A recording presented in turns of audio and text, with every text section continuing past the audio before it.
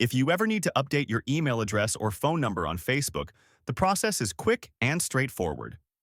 In this tutorial, I'll walk you through the exact steps so you can make the change easily. First, open the Facebook app on your device and go to your Profile section. Scroll down and select the Settings option.